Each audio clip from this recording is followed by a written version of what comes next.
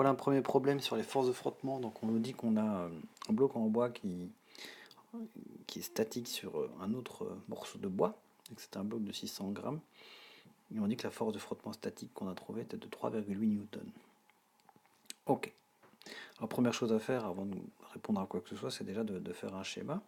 Donc j'ai dessiné un bloc en bois sur un plan, qui est en bois aussi. Et j'ai représenté plusieurs forces pour pouvoir faire ça. J'ai décidé de poser un référentiel. Donc j'ai choisi un référentiel, j'ai décidé de le contrer positivement à l'horizontale par là et positivement à la verticale vers le haut. Alors qu'est-ce qu'on a comme force ici? Si on regarde de plus près, eh bien j'ai le poids, donc 600 grammes multiplié par 9,81, et la normale au sol. Alors la normale à la surface, elle est toujours perpendiculaire à la surface. Ok, on aura la force de frottement statique, et j'ai déjà dessiné pour la deuxième partie la force motrice qui pourrait être la force à la limite du mouvement, avant que le bloc se mette en mouvement. Donc ce serait la force minimale pour pouvoir contrer la force de frottement statique. Donc dans mon référentiel, je vais pouvoir donner un signe à mes différentes forces. Il y aura des forces positives et des forces négatives. On dira que la normale, elle est positive et le poids est négatif. Alors mon poids, il vaut combien? C'est 600 grammes, donc 0,6 grammes fois 9,81. Je trouve 5,89 newtons. Alors faire attention, est-ce que j'étais cohérent en calculant ce poids? J'ai une valeur positive, alors qu'on a décidé que verticalement compter positivement. Là, donc pour ne pas me tromper, quand je fais ce genre de calcul, je peux très bien dire que je vais d'abord calculer en valeur absolue ce qui se passe.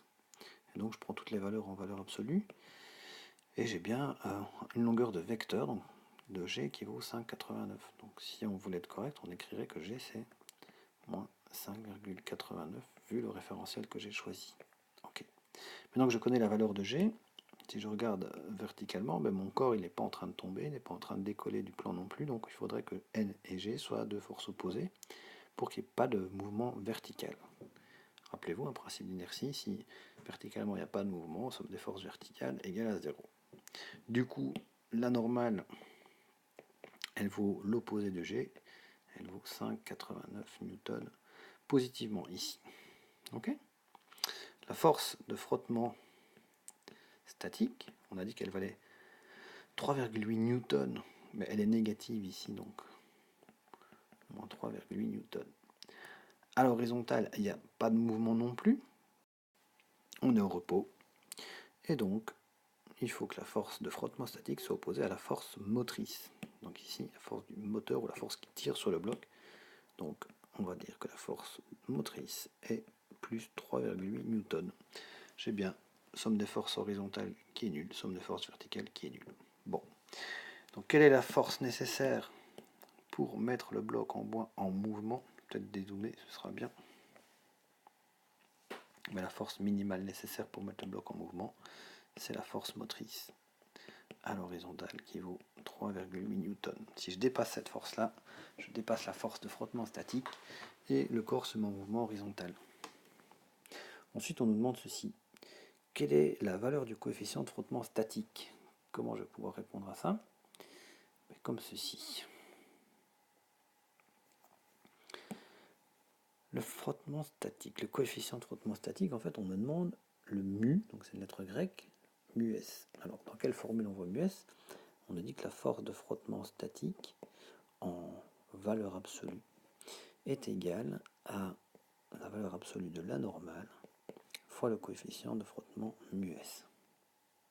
Coefficient de frottement statique. Du coup, je vais trouver le coefficient de frottement statique en divisant la valeur de la force de frottement statique en valeur absolue, puisque je travaille avec des valeurs positives. Le coefficient il est positif. Et donc, il n'y a plus qu'à faire ça. La force de frottement statique, ici on a 3,8 en valeur absolue, puisqu'elle valait moins 3,8, mais j'ai pris la valeur absolue. Et il me reste à trouver la normale. Et la normale, donc, qui est égale à l'opposé du poids, 5,89. Et on trouve 0,65. Alors le coefficient de frottement n'a pas d'unité, c'est juste un nombre. Voilà. pour ce premier exemple.